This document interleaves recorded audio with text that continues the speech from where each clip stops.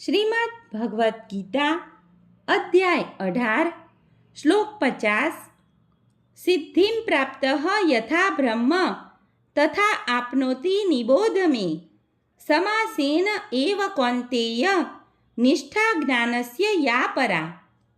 અનુવાદ: હે કુંતી પુત્ર, જે મનુષ્ય આ પૂર્ણતા પામ્યો છે તે હવે સર્વોચ્ચ સિદ્ધ અવસ્થારૂપ સર્વોચ્ચ જ્ઞાનના સ્તરરૂપ આ બ્રહ્મને કેવી રીતે પામી શકે છે તેની પદ્ધતિ હવે હું સંક્ષેપમાં વર્ણવીશ, તે તું મારી પાસેથી સાંભળ.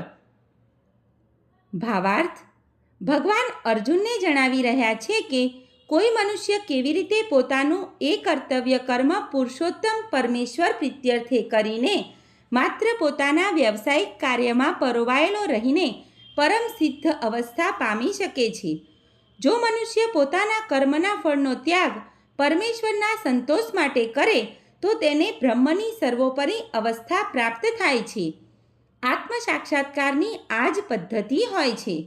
જ્ઞાનની સાચી સિદ્ધિ શુદ્ધ કૃષ્ણ ભક્તિની પ્રાપ્તિમાં છે, જે વિશે હવે પછીના શ્લોકોમાં વર્ણન થયું છે. સર્વે મિત્રોને દીપ્તિ જોશીના જય શ્રી કૃષ્ણ.